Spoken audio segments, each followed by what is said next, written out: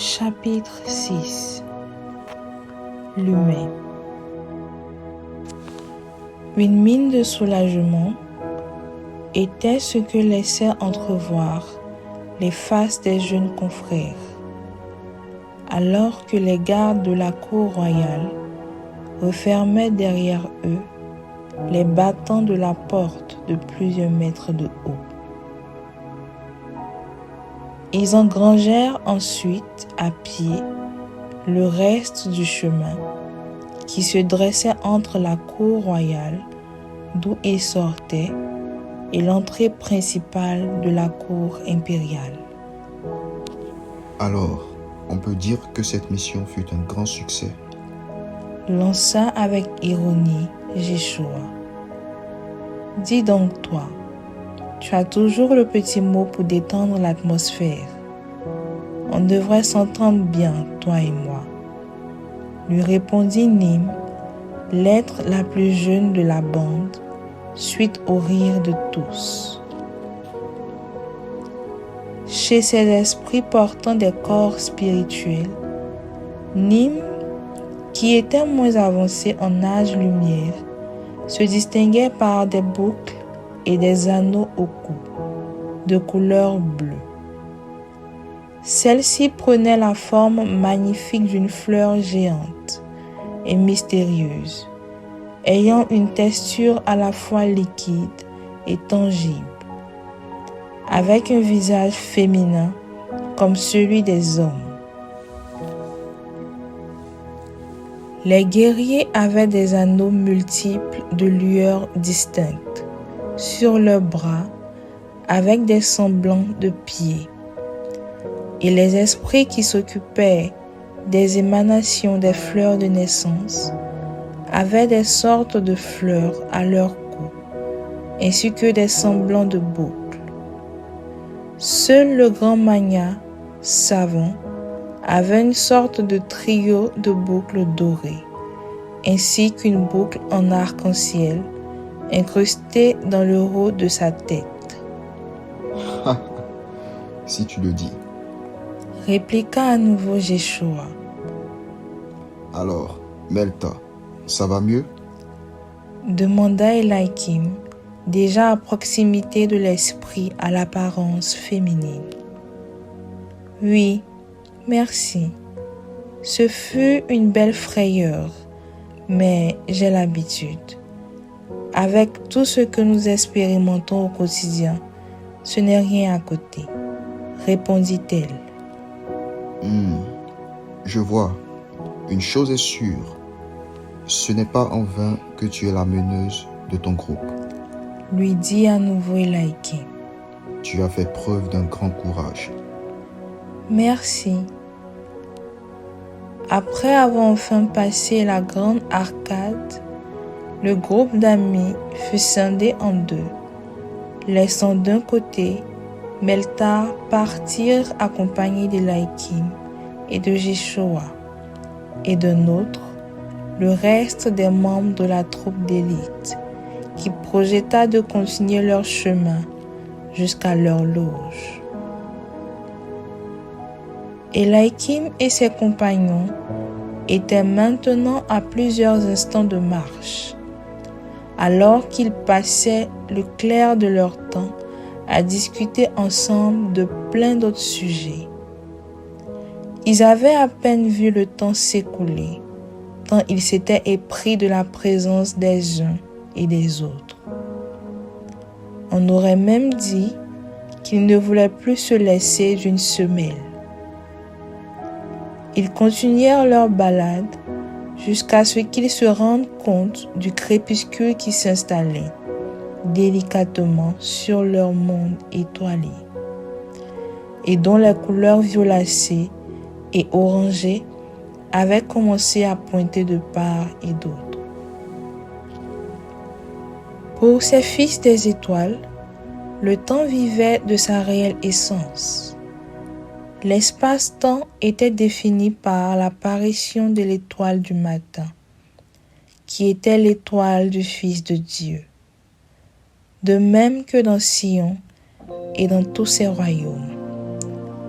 Ainsi, En tant que terre de Sion, la maison des Vectorés bénéficiait de cette sublime réalité pour laquelle il rendait en tout temps gloire au Très-Haut, le remerciant de sa bonté.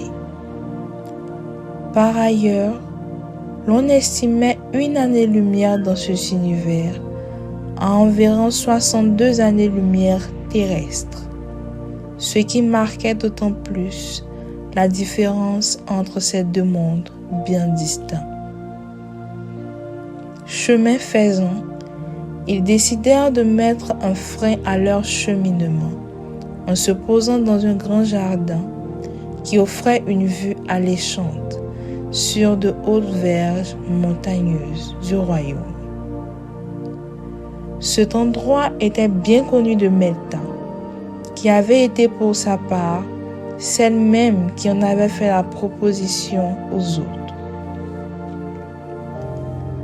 À peine arrivé dans les parvis de cette verge, que l'être Jéchoua, amoureux des vues montagneuses, exprima sa joie, ébahi devant la belle toile qu'offrait cet espace.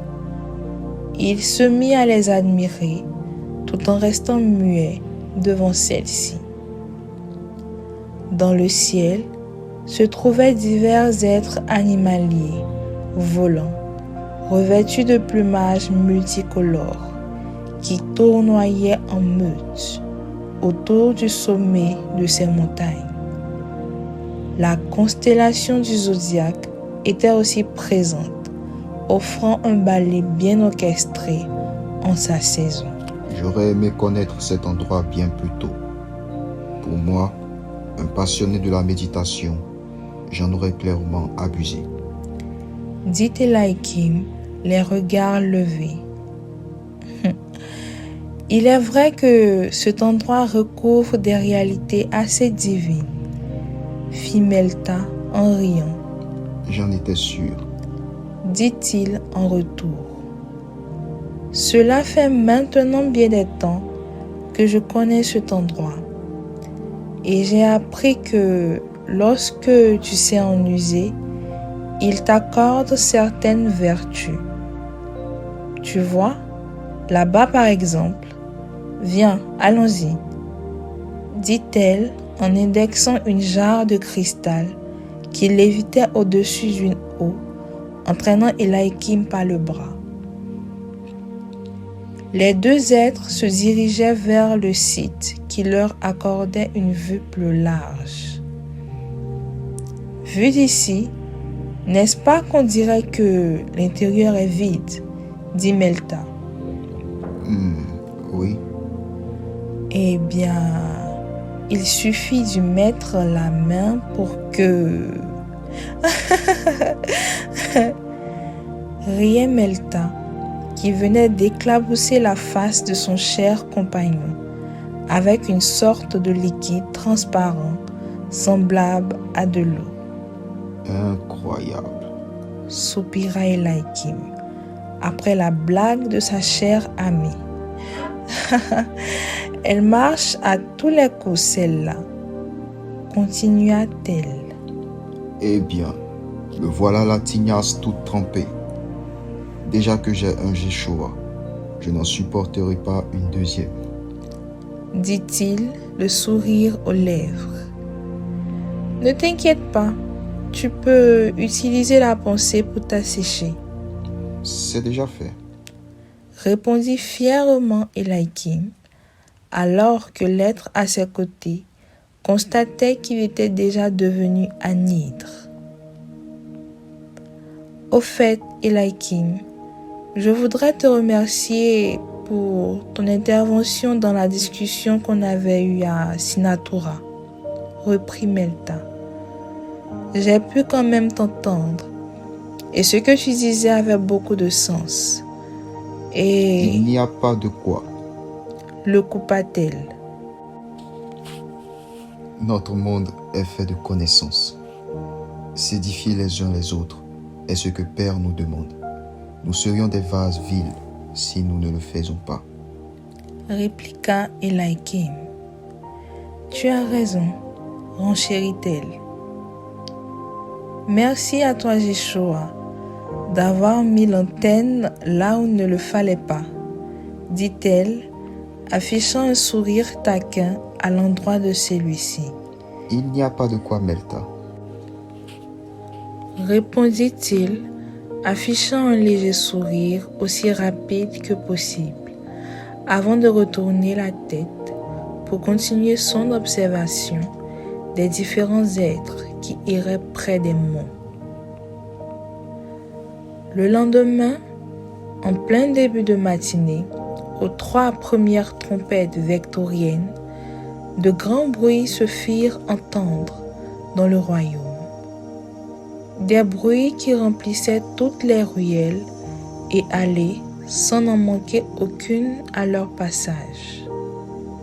L'on pouvait entendre différentes agitations et spéculations venant de diverses conversations, créant ainsi un immense vacarme de foule qui retentissait sur des distances reculées.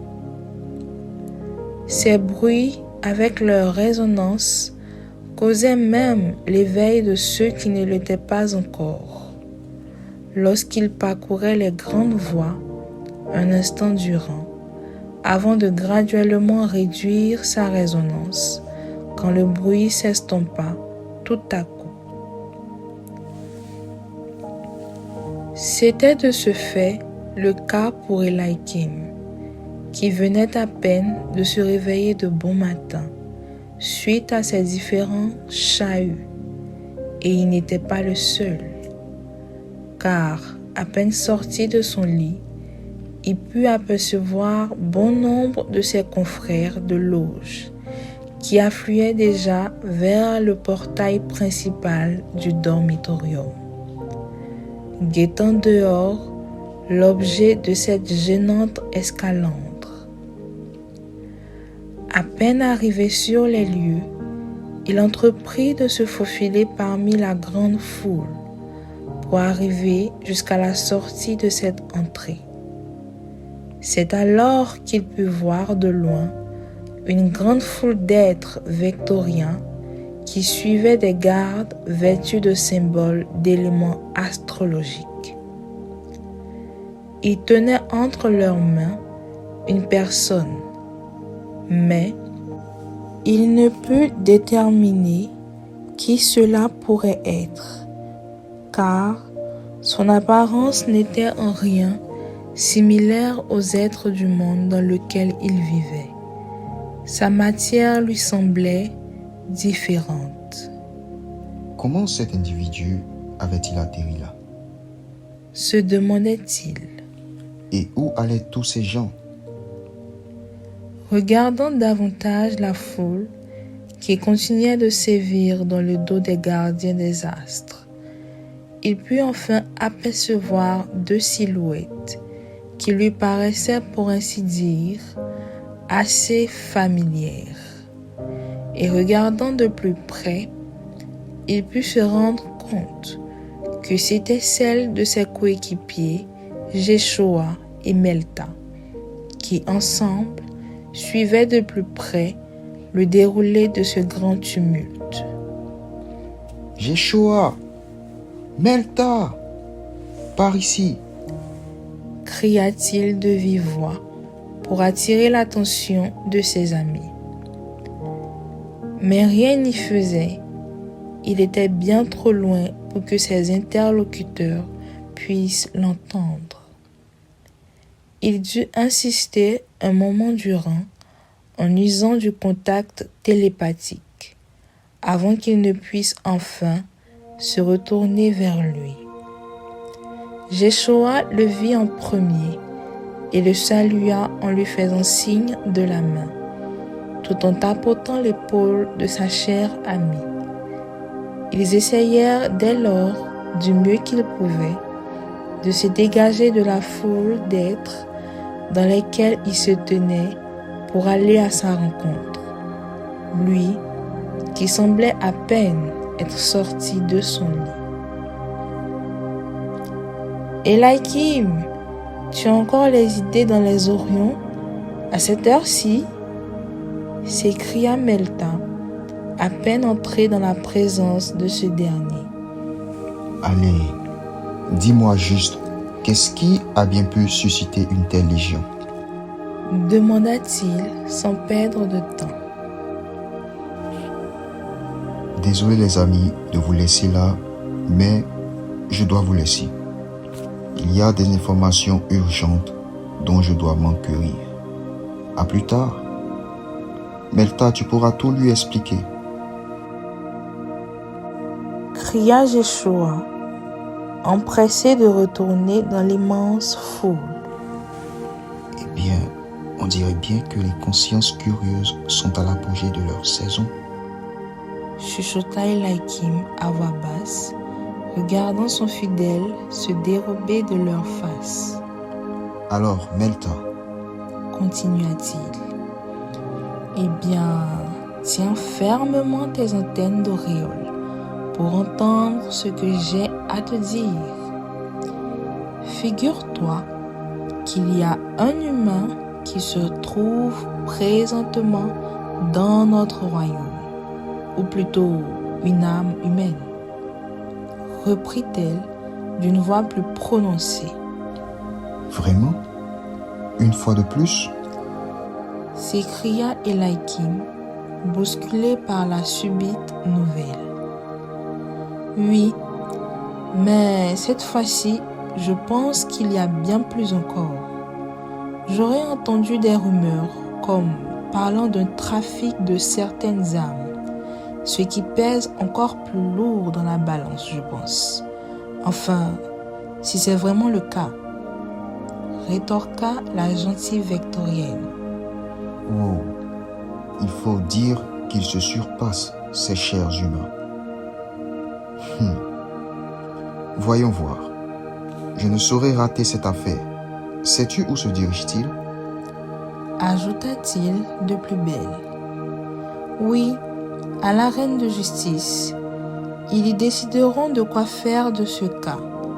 Tu sais bien que lorsqu'une affaire se retrouve entre les mains des gardiens des astres, cela passe moins, répliqua-t-elle. Ok alors. Je prends quelques trucs et nous y allons. Je me dépêche. Termina par dire Eliakim, déjà de retour dans ses appartements.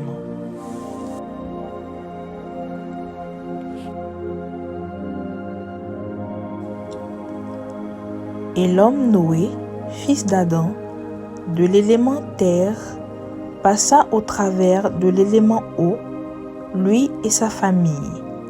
Puis quand le nouveau monde vint à lui, l'univers de l'eau connut la naissance de 8 hommes tirés de l'eau. Signé rapport d'études du magnat en chef d'Exeros. Racontait le magnat qui s'était chargé en personne de la lecture du rapport.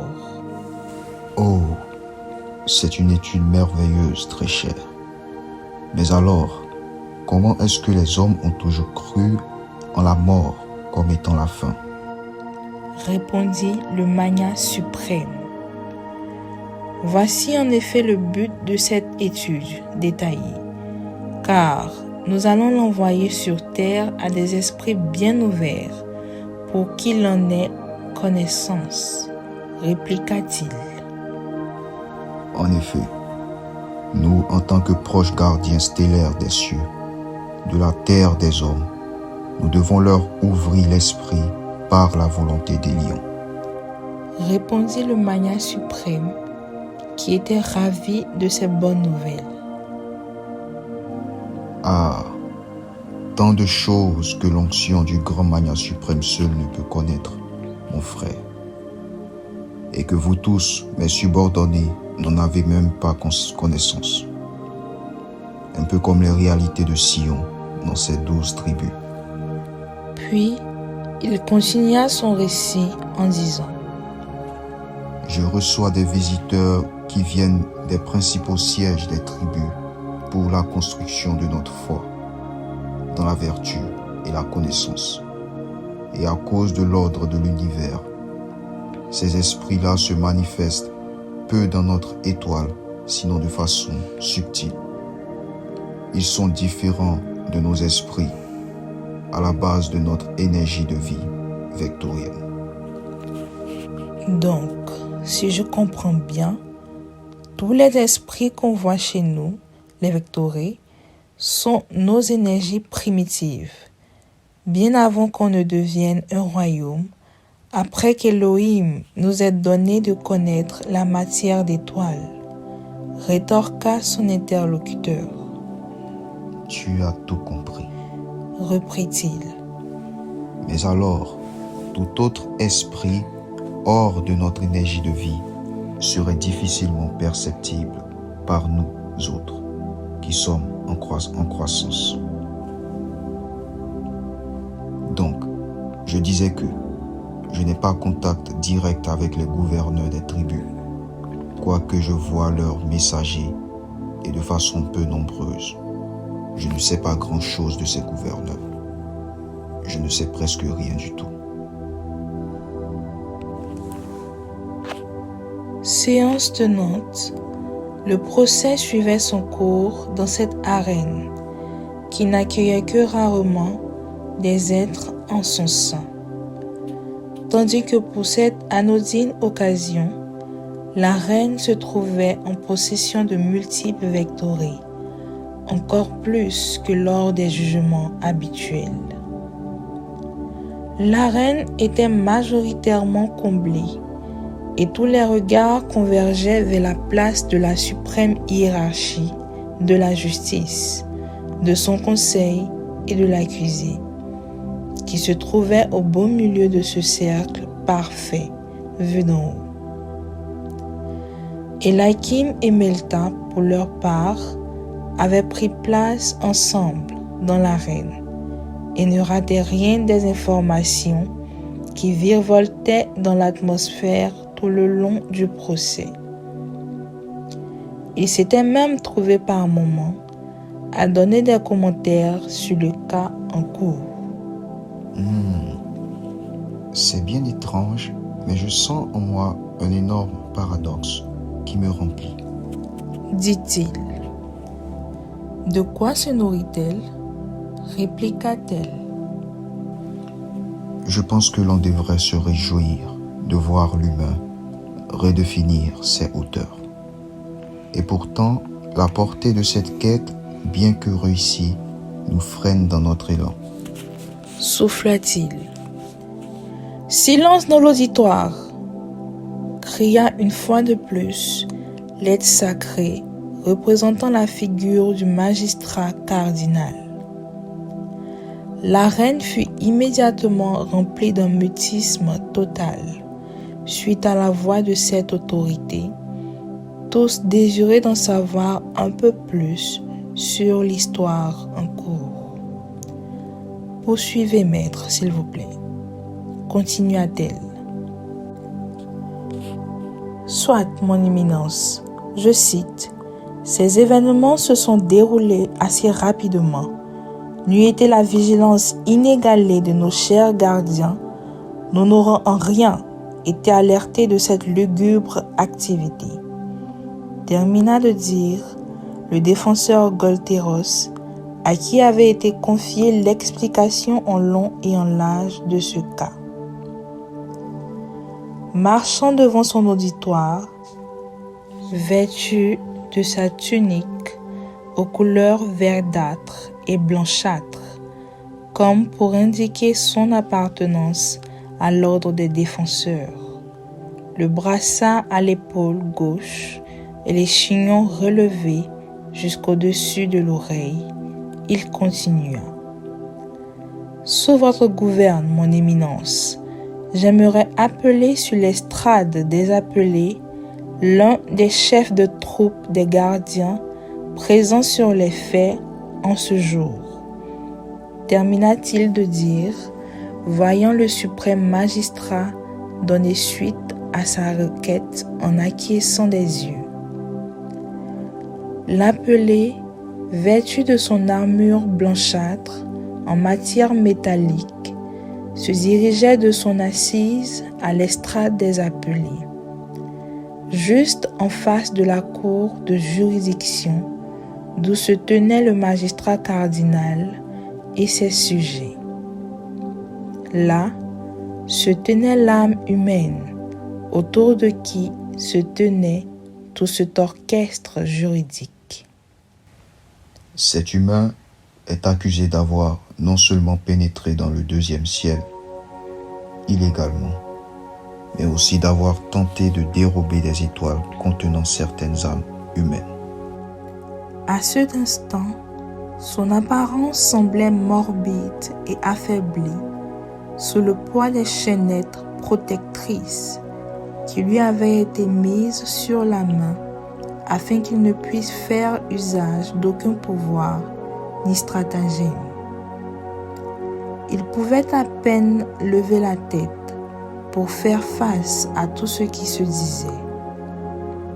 Ce cas n'était ni le premier et n'allait en rien être le dernier. Bon nombre de fois, certains humains qui avaient la connaissance du second ciel et de leur réalité s'aventuraient à opérer des voyages appelés des voyages astraux. De son essence pure, cela n'était en rien mauvais, ou plutôt contraire aux lois divines. Mais le fait était que la plupart de ceux qui s'y connaissaient et qui s'y étaient essayés jusqu'alors l'avaient fait à des fins assez vicieuses et animées de mauvaises intentions. Soit essayant de trafiquer avec les fils égarés des seconds cieux, soit d'acquérir toutes sortes de pouvoirs surnaturels, ou soit encore d'user des pouvoirs de certains astres pour causer du tort et bien d'autres. Et de ce fait, certaines lois avaient été établies en vue de maintenir l'ordre pour la protection des astres et de ce qu'elles renfermaient. La galaxie de ces cieux regorgeait intérieurement de diverses habitations vivantes au travers des étoiles. C'était ainsi qu'en elles pouvaient se trouver certains royaumes et civilisations, de même qu'elles pouvaient aussi contenir d'âmes. Plusieurs réalités qu'on qualifierait de scientifiques étaient en fait la résultante visuelle de ces activités astrales, et bon nombre de théories trouvaient un sens plus prononcé en comprenant la vie qui résultait de ces sphères et qui surpassait toutes les réalités humaines. J'aimerais aussi signifier que le sujet semblait être à la recherche d'étoiles particulières. Car, pour un voleur d'astres lambda, il aurait pris les premières établies qui lui tombaient sous la main.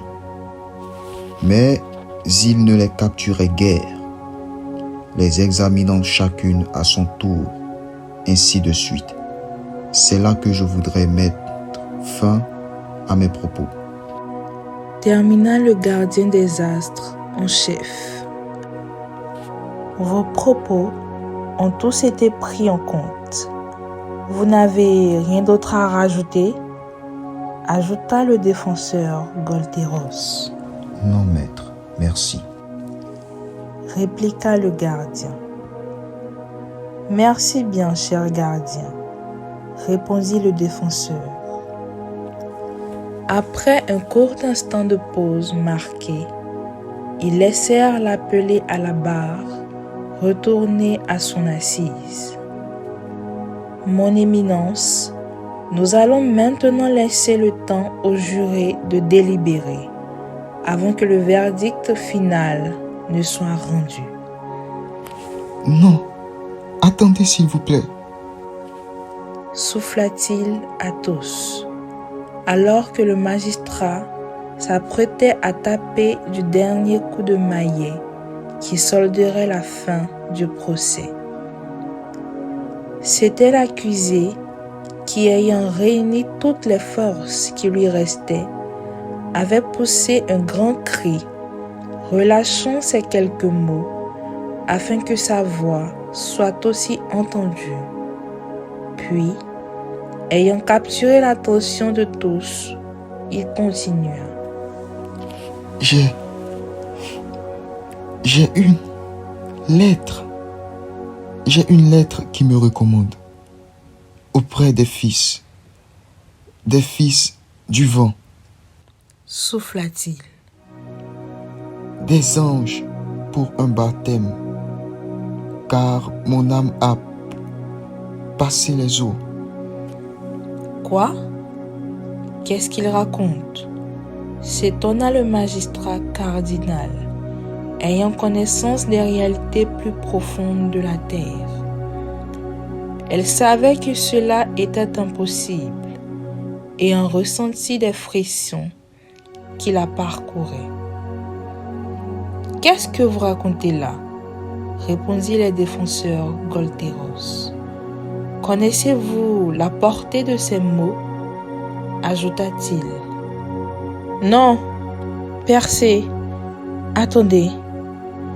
Vérifiez son autorisation comme il le dit, et si cela est vrai, on le saura. » Intervint le magistrat cardinal, empli de curiosité, étant désireux d'en savoir plus. Après un moment de lecture, il conclut. Votre honneur, cela est bien vrai.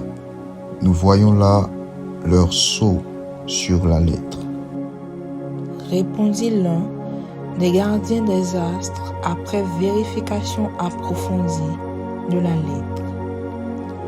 Aussitôt, le magistrat cardinal ordonna qu'on lui retire les chaînettes afin de pouvoir l'écouter plus tranquillement et qu'il retrouve ses forces pour pouvoir témoigner.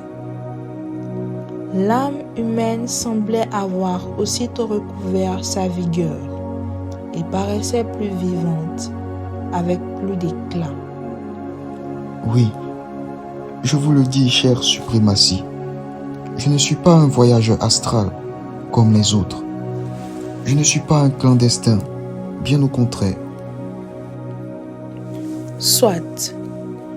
Explique-nous alors comment tu t'es retrouvé ici. Toi, une âme humaine. Que faisais-tu au-delà des frontières des eaux, qui a pour vous la mort et le séjour, à traverser cela jusqu'à atteindre notre royaume, disait le magistrat cardinal en personne, s'étant saisi de cette affaire. S'il vous plaît, je ne sais moi-même pas pourquoi j'ai eu cette grâce, moi. Un homme aussi faible. Mais comme vous le dites, oui, j'ai été trouvé mort sur la terre des hommes. L'on m'a empoisonné alors que je faisais du bien à ma communauté. Je n'ai pas résisté à la mort et à son chemin qui s'ouvrait à moi lorsque je vis celle-ci se présenter à moi. Tu es donc mort. Tu as donc perdu ton corps. Ce qui prouve déjà que tu n'étais pas en voyage astral illégal. Continue ton récit, s'écria la protestante de justice. Et quand je suis sorti de la terre, ayant traversé nos extrémités, je fus emporté dans les eaux de mon âme, qui me conduisirent dans le fleuve de l'élément eau. Là, je connus la vie de l'eau pendant près de 1 mois, selon ma mémoire, à en juger en termes terrestres. Mais bien avant, étant sur le fleuve à 7 bras, dont un seul est une vie. Il poursuivit en disant: Dans la mort, j'ai trouvé des êtres, des anges et une structure organisée que je n'aurais pu imaginer étant sur terre. Il y avait des rois, des princes et des demeures tels le sein d'Abraham, notre père. Et là, je compris qu'il y avait la vie après la mort. Il marqua une pause, comme s'il pensait encore à ce qu'il avait vécu, et souffla un instant, puis il reprit encore. Oui, il y avait des barrages que j'ai trouvés aussi de l'autre côté de ce bras du fleuve, avec des créatures comme moi, mais en essence, car je ne sais pas si ce fut des hommes comme moi ou pas. Mais il y avait en mon être l'idée d'une famille, comme si nous étions liés par quelque chose. Finit-il par dire. Comment tu nous racontes ces choses? Car nous savons qu'il y a 7 chemins, mais le 7e n'est pas emprunté pour ceux qui meurent en bas sur terre. Car la gorge des séjours des morts, ce sont les 6 autres bras. Et toi, tu es mort. Ne devrais-tu pas être là-bas, soit dans les torrents et les liens de Bélial, soit dans les lits des endormis? N'as-tu pas vu toi-même plusieurs âmes humaines sur les autres chemins, étant attendues de leurs proches ou accompagnées par des esprits? S'exclama-t-elle de plus belle, étant à l'affût de chaque mot qui sortait des lèvres de ce dernier. Oui, mais comme je vous le dis, chère divinité, l'on m'a fait comprendre dans ce chemin-là que je devrais monter plus haut, vers les fils du vent, et que là était ma patrie, mon essence originelle, et qu'étant maintenant mort, je devrais les rejoindre. Affirma-t-il. Nous, gardiens des limites entre les premiers cieux et les seconds, nous connaissons les anges qui officient pour l'ordre. Et pourtant, tu les appelles les fils du vent comme s'ils n'ont toujours pas été devant nous. Répliqua un gardien, offusqué des propos du cher humain. Pardonnez mes termes assez pesants, mais je ne fais que relater ce qui m'a été dit. Et ce sont eux aussi qui ont validé ma recommandation, reçue du chemin de l'eau. Ils m'ont dit de remonter. C'est là la seule instruction que j'ai reçue, de monter. C'est alors que je me retrouvais ici. Lorsque je fouillais les étoiles, je recherchais non pas une âme humaine, mais le royaume du vent. Et comme je n'en connaissais pas le chemin, je surveillais toutes celles-ci, guidé par mon esprit. Ajouta-t-il fermement, rempli de confiance en ce qu'il disait. Le magistrat cardinal, qui ne savait plus quel ton donner à la suite du procès, ne vit en elle qu'une seule personne qui pourrait éclairer sa lanterne et celle de tous les vectorés présents, qui cherchaient aussi en eux la vérité sur ce qui se produisait. Son champ de connaissances était certes large, mais elle fut forcée d'admettre que ces cas dépassaient son entendement. Elle désirait alors en elle la venue du Magnat suprême et déclara: que le Magnat suprême vienne à notre aide pour élucider ce mystère. Elle n'achevait pas sa parole quand tout à coup, Vous m'avez demandé, qu'est-ce qui se passe ici? dit le Magnat suprême d'entrer dans la pièce. Après lui avoir fait un bref rapport, le Magnat s'aperçut de la lueur distincte de l'âme humaine qui se tenait à la barre, là, étant stupéfait. Il réagit donc en disant: Ne l'attristez pas, mes frères. Il est béni de Élion, car, voici, sa lueur n'est point semblable à ceux qui trafiquent illégalement avec les créatures de nos cieux. Il n'est pas un voyageur astral comme les autres que vous avez arrêtés. Dit Ulysse avec une voix remplie de compassion. Mais comment, grand savant? Et pourtant, ils se ressemblent tous. Ils sont tous dénués d'odeur terrestre, ayant emprunté la voie de l'appel des morts pour sortir de leur corps charnel et venir consulter les déchus des silencieux, essayant de comprendre l'être. Bien sûr, il faut que votre lumière grandisse, mes frères, car voici, vous ne pouviez distinguer que cette âme est née de nouveau dans le monde de l'eau. Et il y a vécu un temps, mais n'étant pas vraiment de l'eau, mais de l'air, il fut transporté vers un royaume, vers le sien. Proclamait l'éminence, qui semblait bien déterminée à dévoiler le mystère à plusieurs. Écoutez-moi, peuple Vector. Continua-t-il. Il y a en effet 4 types d'êtres humains que Elohim a formés après avoir créé l'être humain. Du noyau du souffle des lions, il a formé le Adam, que vous connaissez tous, celui qui a la matière de la terre, argile. Mais il a aussi formé ce même être humain de la matière de l'eau, de l'air et du feu, dans des mondes parallèles. Tous ces 4 êtres humains dominent dans leurs dimensions respectives sur les êtres qui y sont. Et celui-ci est un être humain à l'origine, qui est du monde de l'air, chez les fils du vent, qui sont les anges. Là-bas, il est leur chef aussi. Cependant, il a connu le baptême de la terre, c'est pourquoi il fut sur terre.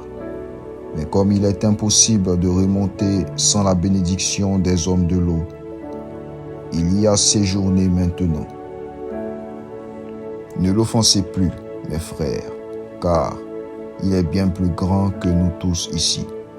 Il est une image de Dieu, certainement un prophète, si je ne me trompe. Expliqua le chef. Oui, maître. Chef, c'est le cas. Je fus un prophète de Dieu sur terre, et c'est dans l'exercice de ma fonction et de ma vie que je trouvais la mort. Répondit l'être à l'aspect humain qui avait à nouveau retrouvé vie suite à la vérité qui rétablissait son honneur. Après qu'ils aient tous entendu les révélations de leur chef, une lumière les frappa tous, et ils reçurent toute l'illumination qui était écrite dans le rapport d'étude que lisait le magnat de la cour. Il s'excusa devant cette âme en sa qualité de chef et l'accompagna vers le chemin qui l'aiderait à monter. Toutes et tous qui étaient présents se levèrent et acclamèrent cet être qui avait fait preuve d'un grand courage alors qu'il se dirigeait vers une immense lumière qui lui avait été ouverte par Ulysse. Ce jour-là, les Vectorés comprirent qu'il n'était donc pas le seul royaume qui était attaché à l'homme directement, car eux, ils ne connaissaient que l'être humain formé de l'élément terre.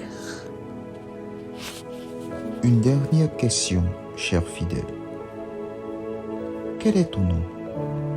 Demanda le magnat suprême. Il répondit en disant: Je suis le serviteur Cal, mon Seigneur.